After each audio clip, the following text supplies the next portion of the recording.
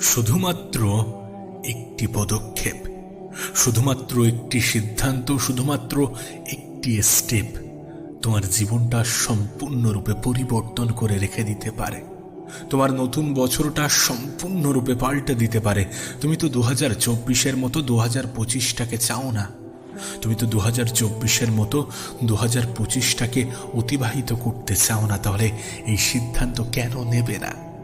যদি একটি সিদ্ধান্ত, যদি একটি পদক্ষেপ, যদি একটি ডিসিশন তোমার জীবন সম্পূর্ণরূপে পাল্টে দেয়, তাহলে কেন নেবে না? দেখো, তুমি হয়তোবা শুনেছ, এ প্রবাদ বাক্য তোমাকেও শোনানো হয়েছে, কখনো না কখনো, কোনো না কোনো ভাবে তোমার কানেও এসেছে, যে সৎ সঙ্গে স্বর্গবাস, অসৎ সঙ্গে সর্বনাশ।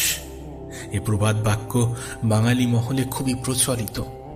যারা আমরা বাংলা জানি, যারা আমরা বাংলা বুঝি, যারা আমরা বাঙালি পরিবেশে থাকি, এই বাংলা পরিবেশে থাকি কেন বলছি, এটা খুবই গুরুত্বপূর্ণ।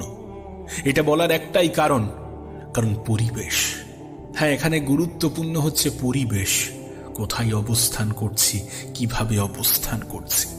এটা শুধুমাত্র তোমার আমার মন গড়া কথা নয়, এটা প্রমাণিত, এটা বৈজ্ঞানিকভাবে প্রমাণিত যে আমাদের জীবনে যেটা হয়, যতটুকু ঘটে, এর জন্য পারিপার্শ্বিক পরিবেশ, মানে আমরা কোন পরিবেশে আছি, কোথায় অবস্থান করছি, কাদের সাথে থাকছি, এই সমস্ত কিছু অনেক বেশি গুরুত্বপূর্ণ, অনেক বেশি প্রয়োজনীয়।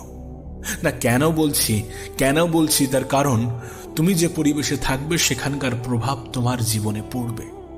আর আমি যে তোমাকে বললাম যে একটি সিদ্ধান্ত 2025 সালে, যে সিদ্ধান্ত তোমার জীবন পাল্টে দিতে পারে, যে সিদ্ধান্তের পরে তোমার জীবনে দ্বিতীয় কোনো আফসোস হবে না, সেই সিদ্ধান্ত হচ্ছে সৎ সঙ্গের সাথে নিজেকে মেশানো এবং অসৎ সঙ্গ, অসৎ পরিবেশ থেকে নিজের দূরত্ব বাড়ানো। স্বয়ং উপরওয়ালাই এটাকে স্পষ্ট করে দেয় যে তুমি যাদের সাথে মিশবে, যেখানে থাকবে, যে পরিবেশে থাকবে, তার প্রভাব তোমার জীবনে পড়বে। না, প্রশ্ন করতেই পারো যে কিভাবে? আমি তোমাকে বলছি। আচ্ছা, আফ্রিকাতে যারা থাকে তাদের সাথে কি অস্ট্রেলিয়ার মানুষের কোনো মিল আছে? নেই তো। তারা দেখতে একরকম, অস্ট্রেলিয়ার মানুষগুলো দেখতে আর এক রকম। এই পার্থক্যের মেন কারণ কি? জলবায়ুগত পরিবর্তন। সেখানকার মানুষ, সেখানকার জিন একরকম, এখানকার মানুষ, এখানকার জিন আর এক রকম। সেই সমস্ত বিভিন্ন কারণ আছে যেটাকে দুই দেশের মানুষ, দুই শ্রেণীর মানুষকে আলাদা করে। দেখো, আমি জানি না তুমি ইংলিশে কতটা পারদর্শী, কিন্তু তুমি যদি 10 বছর ইংল্যান্ড, আমেরিকাতে থাকো, তাহলে তোমার ইংলিশ স্পষ্ট হতে বাধ্য, তাহলে তুমি ইংলিশ শিখতে বাধ্য। তার কারণ সেখানকার পরিবেশ তোমাকে শিখতে বাধ্য করবে। বিষয়টা স্পষ্ট হচ্ছে, বিষয়টা ক্লিয়ার হচ্ছে, বিষয়টা বুঝতে পারছো? তুমি যদি ভারতের এমন কোনো স্টেটে থাকো যেখানে হিন্দির প্রচলন বেশি, তাহলে তুমি হিন্দিটা শিখে যাবে। তুমি যদি বাংলাদেশে থাকো, তাহলে তুমি বাংলাটা অনেক সহজে শিখে যাবে। তুমি যদি ওয়েস্ট বেঙ্গলের বাসিন্দা হয়ে থাকো, তাহলে এখানেও তুমি বাংলাটা অনেক সহজে শিখে যাবে। তার কারণ এখানকার পরিবেশটাই এরকম যে তোমাকে বাংলা বলতে বাধ্য করবে। একটা দীর্ঘ সময় অতিক্রম করার পরে তোমার জীবনেও সেই পরিবর্তনটা আসবে, কারণ পরিবেশের প্রভাব তোমার উপরে পড়বে। তাই তোমার কাছে এটা স্পষ্ট হওয়াটা জরুরি, তুমি কোন পরিবেশে আছো, কাদের সাথে আছো। দেখো, যদি 10টা এমন মানুষের মধ্যে তুমি থাকো যাদের জীবনের কোনো নির্দিষ্ট লক্ষ্য নেই, যাদের জীবনে শুধুমাত্র এনজয় এনজয় এই সমস্ত শব্দ দিয়ে ভরে আছে, যারা কিছু বোঝে না যে জীবনে নিজেকে এগিয়ে নিয়ে যাওয়াটা গুরুত্বপূর্ণ, যারা ম্যাচিওর নয়, তাদের সাথে তুমি যদি থাকতে শুরু করো, তাহলে তোমার ম্যাচিউরিটিটাও হারিয়ে যেতে বাধ্য। পরিবেশের প্রভাব আমাদের উপরে কতটা পড়ে তোমাকে আমি বোঝাতে পারবো না। যে তুমি যদি 10 জন খারাপ মানুষের মধ্যে থাকো, তাহলে 11 জন খারাপ মানুষটা তুমি হতে চলেছ। আর তুমি যদি 10 জন ভালো মানুষের মধ্যে থাকতে শুরু করো, তাহলে 11 জন ভালো মানুষটা তুমি হতে শুরু করেছ। হ্যাঁ, বিষয়টা বাস্তব, বিষয়টা সত্য। না, তুমি কি চাইবে না এমনটা করতে? তুমি চাইবে না নিজের জীবনে পরিবর্তন আনতে? তুমি চাইবে না 2024 থেকে 2025টাকে বেতার করতে? তুমি চাইবে না নিজের জীবনে নতুন কিছু আনতে? তুমি চাইবে না এই বছরটা যাতে সঠিকভাবে ব্যবহার হয়, সঠিক জায়গায় ব্যবহার হয়, সেদিকে গুরুত্ব দিতে? তাহলে অসৎ সঙ্গ ত্যাগ করো, যে পরিবেশ তোমার লক্ষ্য পূরণের জন্য বাধা দেয়, যে পরিবেশ তোমাকে দুঃখী থাকতে বাধ্য করে, যে পরিবেশ তোমাকে দুশ্চিন্তায় রাখতে বাধ্য করে, সেই পরিবেশ থেকে নিজেকে একটু বিরত রাখার চেষ্টা করো। দেখো, আমি জানি না তুমি জীবনের কোন পর্যায়ে আছো, আমি জানি না তুমি কি করছো, আমি জানি না তুমি কোন কাজের সাথে যুক্ত আছো, কিন্তু তারপরেও তোমাকে বলবো যদি খারাপ জিনিসগুলোকে অ্যাভয়েড করতে চাও তাহলে খারাপ মানুষ থেকে নিজের দূরত্ব বাড়াও। যদি ভালো জিনিসের সংস্পর্শে আসতে চাও তাহলে ভালো মানুষগুলোকে নিজের বন্ধু বানাও। গত বছর তো অনেক ভুল হয়ে গিয়েছে, গত বছর তো আমরা অনেক ভুল করে ফেলেছি। সেই ভুল থেকে কি শিক্ষা নেওয়া উচিত নয়? গত বছর থেকে এ বছরটা কি আরো বেশি বেটার, আরো বেশি সুন্দর করা উচিত নয়? দেখো, এটা যেমন গুরুত্বপূর্ণ যে তুমি একটা নতুন বছর পেয়েছো, এটাও মনে রাখার চেষ্টা করো যে তুমি কিন্তু একটা বছর হারিয়েছো, এবং সেই বছরটা হয়তোবা অতিবাহিত হয়েছে খুব বাজেভাবে, হয়তোবা অতিবাহিত হয়েছে কোনো লক্ষ্য ছাড়াই, কোনো স্বপ্ন ছাড়াই, হয়তোবা চেষ্টা করেছো কিন্তু পারোনি। চেষ্টা তো পৃথিবীর সবাই করছে, কিন্তু কতজন মানুষ নিজের সর্বত্র দিয়ে চেষ্টা করছে? কোনো একটি কম্পিটিটিভ এক্সামে যেমন 1 লাখ স্টুডেন্টের মধ্যে শুধুমাত্র 10,000 স্টুডেন্টই সিরিয়াসলি পড়াশোনা করে, ঠিক তেমনই তোমার ওই 10,000-এর অন্তর্ভুক্ত হতে হবে। তোমাকে তোমার মতো করে চেষ্টা করতে হবে, সর্বত্র চেষ্টা করতে হবে, যেন চেষ্টা করার পরে আফসোস না হয়। হ্যাঁ, আফসোস হবে না যদি তুমি তোমার 100% দিতে পারো, আফসোস হবে না তুমি যদি নিজের সবটুকু দিয়ে চেষ্টা করো। এ বছরটাকে বেতার বানানোর চেষ্টা করো, এ বছরটাকে বেতার বানানোর জন্য বেতার সঙ্গী খোঁজো, এ বছরটাকে বেতার বানানোর জন্য পজিটিভ জিনিসের সংস্পর্শে আসো আর নেগেটিভ জিনিসগুলো থেকে দূরে থাকো। আমি তোমাকে বলছি, তুমি যে পরিবেশে থাকবে সেই পরিবেশের প্রভাব তোমার জীবনে 200% পড়বে, অবশ্যই পড়বে। কেন পড়বে না? এটা তো বাস্তব, এটা তো সত্য, এটা তো প্রমাণিত। কেন এটা অস্বীকার করবে? এটা অস্বীকার করার কোনো জায়গা নেই। আর হ্যাঁ, আমাদের হাতে সোশ্যাল মিডিয়া আছে, আমরা সারাদিন স্ক্রলিং করতে ব্যস্ত। 5 মিনিটের নাম করে কখন 2 ঘন্টা কেটে যায় আমাদের খেয়াল থাকে না। 5 মিনিটের নাম করে কখন 2 ঘন্টা অতিবাহিত হয় আমরা সেটা খেয়াল করি না। সোশ্যাল মিডিয়াতে তুমি কি দেখছো সেটাও তোমার জীবনে প্রভাব পড়ে। তুমি দেখবে, তুমি যা দেখবে ঠিক তেমনটাই হতে চাইবে। তুমি যদি খুব বেশি কমেডি ভিডিও দেখো, দেখবে তোমার কমেডিয়ান ভাবটা চলে এসেছে। তুমি যদি খুব বেশি এডুকেশনাল ভিডিও দেখো, তাহলে দেখবে তোমার মধ্যে সেই এডুকেশন ভাবটা চলে এসেছে। কারণ মানুষ যেটা দেখে, যেমনটা দেখে, ঠিক তেমনটাই হতে চায়। আর তুমি যদি সময়ের অপচয় করতে ব্যস্ত থাকো, তাহলে এই বছরটাও 2024-এর মতোই অতিবাহিত হবে। এ বছরটাও খুব বাজেভাবে কাটবে, আর মনে হবে যে না, আবারও হ্যাপি নিউ ইয়ার চলে এসেছে। হ্যাপি নিউ ইয়ার কিভাবে হয়? হ্যাপি নিউ ইয়ার তো তখন হবে যখন এই বছরটা সুন্দরভাবে কাটবে। হ্যাপি নিউ ইয়ার তো তখন হবে যখন এই বছরটা তোমার জীবন পরিবর্তনের সব থেকে বড় টার্নিং পয়েন্ট হবে। হ্যাপি নিউ ইয়ার তো তখন হবে যখন এই বছরে তুমি তোমার জীবনে নতুন কিছু ইনক্লুড করবে, যেটা তোমার জীবনকে সুন্দর করে রেখে দিতে বাধ্য করবে। হ্যাঁ, হ্যাপি নিউ ইয়ার তখন হবে। কেন এটা ভুলে যাবে যে একটা বছর অতিবাহিত হয়েছে খুব বাজেভাবে? একটা বছর অতিবাহিত হয়নি, অপচয় হয়েছে। দেখো, হয়তোবা তুমি তোমার বছরটাকে ভালোভাবে কাজে লাগিয়েছো, কিন্তু একবার প্রশ্ন করো নিজের বুকে হাত দিয়ে যে তুমি কি তোমার 100% দিয়েছ? তুমি কি তোমার 100% দিয়েছো? দাওনি? কখনো কি এমন হয়েছে কাজ করতে করতে খাবার কথা মনে নেই? এটা তখনই হওয়া সম্ভব যখন তুমি সেই কাজের প্রতি ভালোবাসা বৃদ্ধি করবে। আমি এটা মনে করি যে কাজের প্রতি ভালোবাসা বৃদ্ধি করলে কোনো মোটিভেশনের প্রয়োজন পড়ে না। সেটার প্রতি ভালোবাসা বৃদ্ধি করো, দেখবে এমনি থেকেই করতে ইচ্ছা করছে, বিরক্ত লাগছে না, বোরিং লাগছে না, সেটার মধ্যেই আনন্দ লাগছে। সেটার মধ্যেই আনন্দ পাবে যদি তুমি ভালোবাসাটা বৃদ্ধি করো। কেন এটা ভুলে যাও? কেন এটা ভুলে যেতে নিজেকে বাধ্য করাও?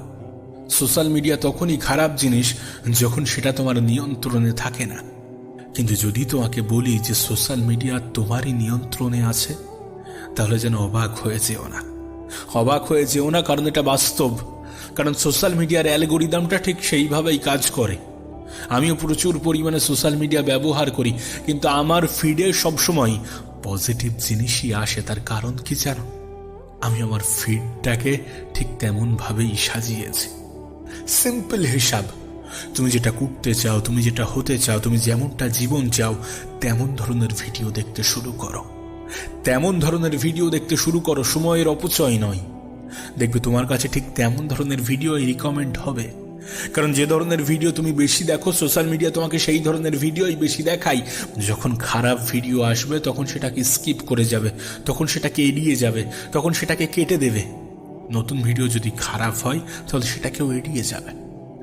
যখন কোনো ভালো ভিডিও আসছে, যখন তোমার খুব পছন্দের একটি ভিডিও আসছে, যদি সেই ভিডিওটা বেশিক্ষণ দেখতে থাকো, যখন সেই ভিডিওতে লাইক, শেয়ার, কমেন্ট যে সমস্ত জিনিস করে থাকে সেগুলোই নিজের ইনভলভমেন্ট দেখাও, দেখবে সেই ধরনের ভিডিওই তোমাকে রিকমেন্ড করছে। ইউটিউব হোক, ফেসবুক হোক, ইনস্টা হোক, যাই বলো না কেন, সমস্ত অ্যালগোরিদম ঠিক একই মেথডে কাজ করে। তুমি যার সাথে যত বেশি এঙ্গেজড হবে, তোমার কাছে ঠিক সেই ধরনের ভিডিওই পাঠানো হবে। আমি তো তোমাকে বলছি, এক সপ্তাহ, শুধুমাত্র এক সপ্তাহ ভালো ভিডিওগুলোকে দেখতে শুরু করো, যেগুলো তোমার জীবনে উপকারে আসবে, যেগুলো তোমার জীবনকে পরিবর্তন করতে পারে, যেগুলো তোমাকে এডুকেটেড করে, যেগুলো তোমাকে নতুন কিছু শেখায়, সেগুলো দেখতে শুরু করো। দেখবে খারাপ জিনিসগুলো এমনি থেকেই তোমার ফিড থেকে সরিয়ে দেওয়া হচ্ছে। ঠিক যেমনটা সমাজে পারিপার্শ্বিক পরিবেশের প্রভাব পড়ে, যে পরিবেশে থাকছো সেই পরিবেশের প্রভাব পড়ে, সোশ্যাল মিডিয়ার অ্যালগোরিদমটাও তো মানুষের জীবনের মডেলের উপর ভিত্তি করে তৈরি করা হয়েছে। তারাও তো চায় যে মানুষ এখানে বেশিক্ষণ কাটাক, বেশিক্ষণ থাকুক, বেশিক্ষণ দেখুক। তাদের মোটিভও একটাই, যে তুমি যাতে এই প্ল্যাটফর্মে বেশি বেশি টাইম অতিক্রম করো, বেশি বেশি টাইম থাকো, বেশি বেশি টাইম ধরে দেখো। এটা কি তোমার কাছে স্পষ্ট নয়? অবশ্যই স্পষ্ট। অবশ্যই তুমি এটাকে দেখছো, দেখেছো, খেয়াল করছো, অনেক তোমার দৃষ্টিগোচর হচ্ছে, অনেক তুমি ইচ্ছা করে এড়িয়ে যাচ্ছ। দেখো, যদি তুমি ইউটিউবে বেশিক্ষণ ধরে দেখো, তাহলে ইউটিউব একটা সার্চ প্ল্যাটফর্ম। এখানে তুমি যেটা সার্চ করবে সেটাই তোমাকে প্রোভাইড করা হবে। তুমি যদি সার্চ করে ভালো জিনিস দেখো, তাহলে ভালো জিনিসগুলোই তোমার সামনে আসবে। এমনটা নয় যে ইউটিউব শুধুমাত্র এন্টারটেন করে। এটা এমন একটা প্ল্যাটফর্ম যেখানে তুমি ফ্রি এডুকেশন পেতে পারো, যেখানে তুমি ফ্রিতে এমন এমন জিনিস শিখতে পারো যেগুলো শেখানোর জন্য লাখ লাখ টাকা চার্জ করা হয়ে থাকে। এটাকে সঠিক জায়গায় ব্যবহার করে তুমি নিজের জীবন পরিবর্তন করতে পারো। কেন এটা বুঝো না? ফেসবুকে মানুষ সার্চ করে দেখে না, কিন্তু ফেসবুকের অ্যালগোরিদমও ঠিক একইভাবে কাজ করে। তুমি যেটা দেখবে, তুমি যেমন ধরনের ভিডিও দেখবে, তোমার সামনে ঠিক তেমন ধরনের ভিডিওই পাঠানো হবে। ইনস্টাগ্রামও ঠিক একইভাবে কাজ করে। আমি তোমাকে লিখে দিতে পারি, তুমি বেশি নয় 3 দিন চেষ্টা করে দেখো। 3 দিন এমনটা করে দেখো যে খারাপ জিনিসগুলোকে অ্যাভয়েড করো, ভালো জিনিস দেখতে শুরু করো। তারপর থেকে তোমার কাছে পুরো ভালো জিনিসগুলোই আসতে শুরু করবে। হ্যাঁ, মাঝে মাঝে খারাপ জিনিস তোমাকে আবার দেখানো হবে, যাতে তোমার ইন্টারেস্টটা যাচাই করার জন্য। কিন্তু যখন খারাপ জিনিস আসবে, সঙ্গে সঙ্গে দেখা মাত্র সেটাকে এড়িয়ে যাবে। দেখবে আবার তোমাকে ভালো জিনিস প্রোভাইড করা হবে। এই এত যে গল্প বললাম, এই গল্পের মধ্যে শুধুমাত্র একটাই মোটিভ। সেটা কি জানো? সেটা হচ্ছে সৎ পরিবেশ, সৎ সঙ্গ, সৎ অভ্যাস। হ্যাঁ, তুমি যদি ভালো পরিবেশ, ভালো সঙ্গ, ভালো অভ্যাসকে নিজের জীবনে আয়ত্ত করতে পারো, তাহলে খারাপ জিনিসগুলো তোমার থেকে দূরত্ব বাড়াতে শুরু করবে। আর তুমি যদি খারাপ জিনিসগুলোকে নিজের জীবনে আহ্বান করো, তাহলে ভালো জিনিসগুলো তোমার জীবন থেকে সরে যেতে বাধ্য হবে। একজন ভালো বন্ধু তোমাকে ভালো পরামর্শ দেবে, একজন খারাপ বন্ধু তোমাকে খারাপ পরামর্শই দেবে। যে সকল বন্ধু বান্ধব তোমাকে খারাপ পরামর্শ দেয়, তাদের থেকে দূরত্ব বাড়াও, তাদেরকে এড়িয়ে যাও। যে সকল বন্ধু বান্ধব তোমাকে ভালো পরামর্শ দেয়, তাদেরকে নিজের আপন বানাও। যে সকল আত্মীয় স্বজন তোমাকে কুপরামর্শ দেয়, তাদের থেকে নিজের দূরত্ব তৈরি করো। এভাবেই নিজের জীবনকে পরিবর্তন করো। সৎ পরিবেশ, সৎ সঙ্গ গ্রহণ করো, অসৎ পরিবেশ, অসৎ সঙ্গ ত্যাগ করো। কারণ পরিবেশের প্রভাব আমাদের জীবনে পড়ে, অবশ্যই পড়ে। অতীতেও পড়তো, এখনো পড়ছে, আগামীতেও পড়বে। তুমি যে পরিবেশে থাকো, যেখানে থাকো, দেখবে সেই পরিবেশ, সেই কালচার, সেখানকার ভাষা তোমার মধ্যে আয়ত্ত হয়েছে। তুমি তাদের সাথে ঠিক তেমনভাবেই থাকছো যেমনভাবে তারা থাকছেন। একটা গল্প আছে জানো? গল্পটা ঠিক এমন, একটি সিংহের বাচ্চা হঠাৎ করে কিভাবে যেন হারিয়ে গিয়েছে এবং সে জঙ্গলের এমন একটি প্রান্তে গিয়েছে যেখানে কোনো বাঘ বসবাস করে না। সেখানে হরিণ, গন্ডার, গরু এই ধরনের প্রাণী বসবাস করে এবং তাদের মধ্যেই সে বেড়ে উঠতে শুরু করেছে। তোমার কি মনে হয় সেই সিংহের বাচ্চাটি যখন বড় হবে তখন খুব ভালো শিকারী হতে পারবে? পারবে না। অবশ্যই পারবে না, তার কারণ তার পরিবেশ সেটাকে শেখায় না। তার পরিবেশ তাকে ভিন্ন মেসেজ দেয়, ভিন্ন বার্তা দেয়। হতে পারে সে ঘাস খাচ্ছে, হতেই পারে, এবং এটাও হতে পারে যে সেই ঘাস তার হজম হতে শুরু করেছে। তার কারণ কি জানো? কারণ অভ্যাস। হ্যাঁ, অভ্যাস। যে সমস্ত পশু পাখি দেখে আমরা ঘৃণা করি, যে সমস্ত পোকামাকড় দেখে আমরা ঘৃণা করি, এ পৃথিবীতে এমনও অনেক মানুষ আছে যারা খুব স্বাদ আহ্লাদ করে সেই পোকামাকড়, সেই পশু পাখিগুলোকে খেয়ে থাকে। তার কারণ কি? তাদের পরিবেশটাই ঠিক তেমন, তাদের অভ্যাসটাই ঠিক তেমন। তাই একটা বাঘের বাচ্চা যদি সেই পরিবেশে বড় না হয়, যদি সেই পরিবেশে সে বেড়ে না ওঠে যেখানে তাকে শিকারী বানানো হবে, যেখানে তাকে পশু শিকার করা শেখানো হবে, সেখানে যদি সে বেড়ে না ওঠে তাহলে সে ভালো শিকারী হতে পারবে না। পরিবেশ তাকে হতে দেবে না, তার পরিবেশ তাকে এটা শেখাবে না। তাকে শেখাবে কিভাবে ঘাস খেতে হয়, কিভাবে উঁচু উঁচু লাফ মারতে হয়। এই সমস্ত কিছু বলার অর্থ একটাই, যে তোমার পরিবেশ সঠিক করার চেষ্টা করো, সঙ্গ সঠিক করার চেষ্টা করো, সঠিক মানুষের সাথে মেশার চেষ্টা করো, সঠিক জিনিস দেখতে শুরু করো। দেখবে বেঠিক জিনিসগুলোকে তোমার জীবন থেকে সরিয়ে নেওয়া হয়েছে। দেখবে বেঠিক জিনিসগুলো তোমার জীবন থেকে সরে যেতে শুরু করেছে। তুমি যেমনটা হতে চাও তেমন ধরনের পরিবেশ তৈরি করো, দেখবে ঠিক তুমি তেমনই হতে শুরু করেছো। আর এটা প্রমাণিত। গল্প আকারে বলছি মানে এটাকে শুধুমাত্র গল্প ভেবে নিও না। বৈজ্ঞানিকভাবে, আধ্যাত্মিকভাবে তুমি যেভাবেই নাও না কেন, এটা প্রমাণিত। এটাকে প্রমাণ করা হয়েছে, তোমার সামনেই ঘটছে। তোমার চোখের সামনে তো এমন ঘটনা ঘটছে। এমনটা তো নয় যে তোমার দৃষ্টিগোচর হচ্ছে না, এমনটা তো নয় যে তুমি দেখতে পাচ্ছ না। অবশ্যই দেখছো। দেখে শেখো, নিজের জীবনে প্রয়োগ করো। ভুল করেছো, ঠিক আছে, ভুল হয়েছে। 2024-এ ভুল সিদ্ধান্ত আমরা নিয়েছি, 2024 আমরা বাজেভাবে কাটিয়েছি।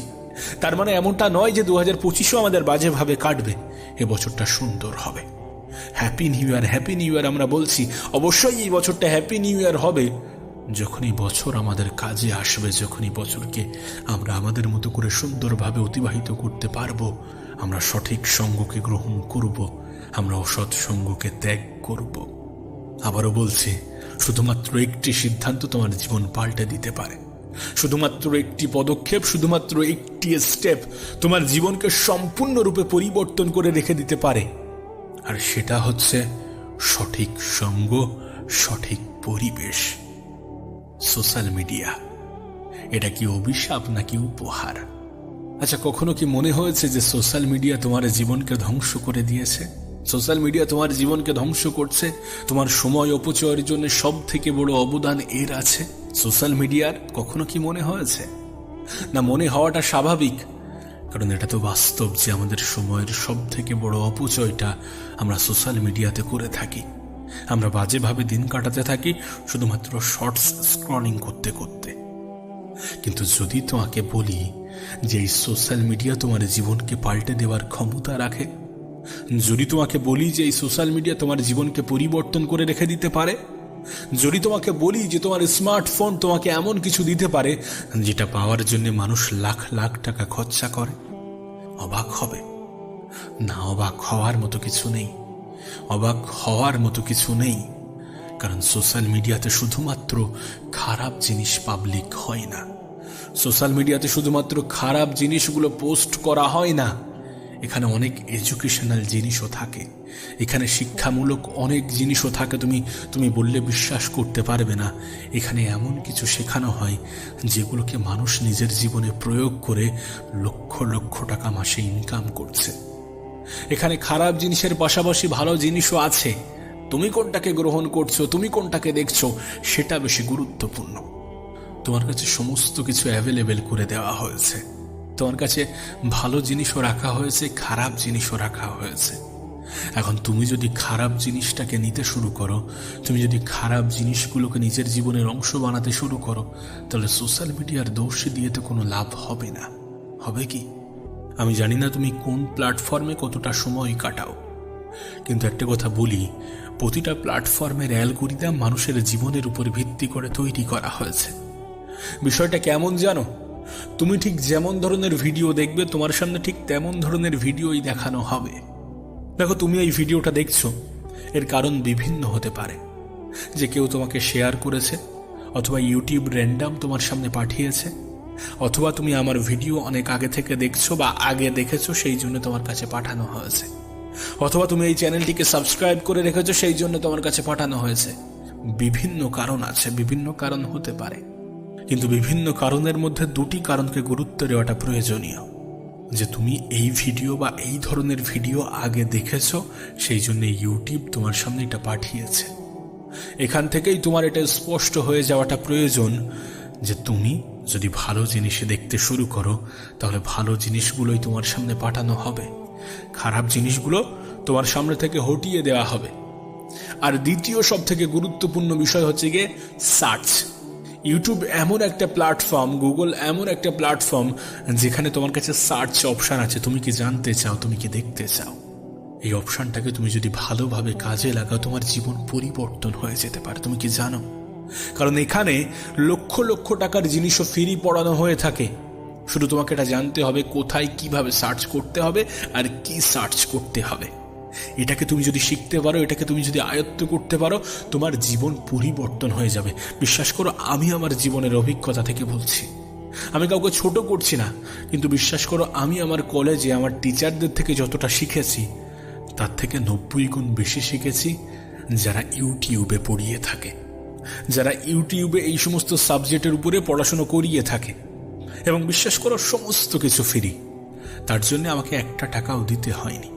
কিন্তু হ্যাঁ, আমার কলেজে আমাকে টাকা দিতে হয়েছে, এবং অনেক কলেজে অনেক টাকা দিতে হয়, অনেক টাকা দিয়ে মানুষ পড়াশোনা করছে, যে সেগুলো ইউটিউবে পড়ানো হচ্ছে। হ্যাঁ, এখানে তোমাকে কোনো ডিগ্রি সার্টিফিকেট দেওয়া হয় না, আর শুধুমাত্র ডিগ্রি একটা মানুষের জীবন পরিবর্তন করতে পারে না, এটা তুমি অনেক ভালো জানো। তুমি যদি ছোট থাকো তাহলে যখন বড় হবে তখন এটা অনেক সহজে বুঝে যাবে। ডিগ্রি একটা ক্রাইটেরিয়া। দেখবে আমরা ছোটবেলায় একটা কথা বলতাম যে পড়াশোনা করে কে কত বড় লোক হয়েছে, কিন্তু আজ বড় হয়ে জানতে পারছি যে পৃথিবীর সব থেকে ধনী ব্যক্তি নাকি এখনো অনেক বেশি পড়াশোনা করে। সে নিজে সেলফ স্টাডি করে রকেট বানানো শিখেছে। আমরা কথায় কথায় বলে থাকি যে রকেট সায়েন্স নাকি, যে রকেট সায়েন্সকে এত বড় চোখে দেখা হয় সেটা সে নিজে সেলফ স্টাডি করে শিখেছে, বই পড়ে শিখেছে। এবং শুধুমাত্র তিনি একা নন, যাদেরকে আমরা সফল মনে করি, যারা সফল ব্যক্তিদের তালিকায় আছে, যারা এখন পৃথিবীর সব থেকে ধনী ব্যক্তিদের তালিকায় আছে, তারা প্রত্যেকেই অনেক বেশি পড়াশোনা করেন। সেটা Elon Musk, Jeff Bezos, Bill Gates, Warren Buffett, তুমি যাদের কথাই বলো না কেন, প্রত্যেকেই অনেক বেশি পড়াশোনা করেছে এবং করে।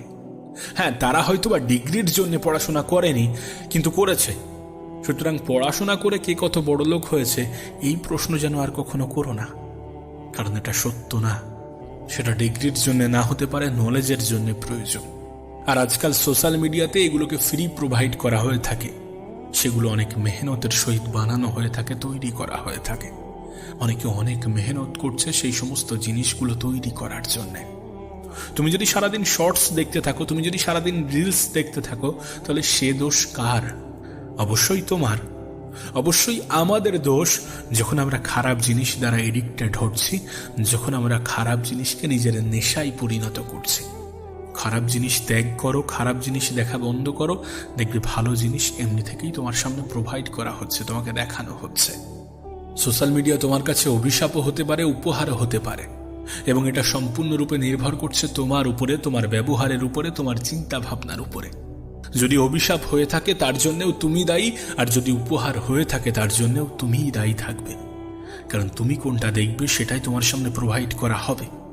যদি তুমি খারাপ জিনিসগুলো থেকে এড়িয়ে চলতে শুরু করো তাহলে খারাপ জিনিসগুলো তোমার সামনে থেকে সরানো হবে, কারণ তাদেরও একটাই টার্গেট যে তুমি যাতে তাদের প্ল্যাটফর্মে বেশি বেশি সময় কাটাও, বেশি বেশি থাকো। এখন তুমি কি করবে এটা তোমার সিদ্ধান্ত। তুমি কেমনভাবে কাজে লাগাবে, কেমনভাবে ব্যবহার করবে, এই সমস্ত কিছু তোমারই সিদ্ধান্ত।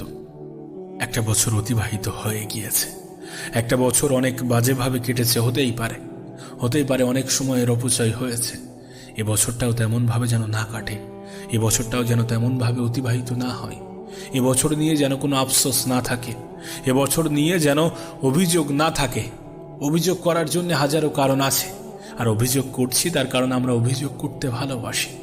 নতুন বছর তোমার কাছে সুযোগ নিয়ে এসেছে নতুন করে শুরু করার, ভালো কিছুর পদক্ষেপ নেওয়ার, খারাপ জিনিস থেকে নিজের দূরত্ব তৈরি করার।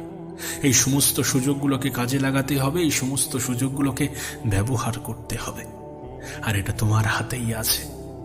এবছরে কিছু নতুন লক্ষ্য তৈরি করো, এবছরে কঠোর প্রতিজ্ঞা করো। কারণ প্রতিজ্ঞা আমরা প্রতি বছরই করে থাকি, আবার ভুলে যাই, কিন্তু কঠোর প্রতিজ্ঞা করাটা গুরুত্বপূর্ণ। যেটা করছো, যেটা করতে চাও, সেটার প্রতি ভালোবাসা তৈরি করো।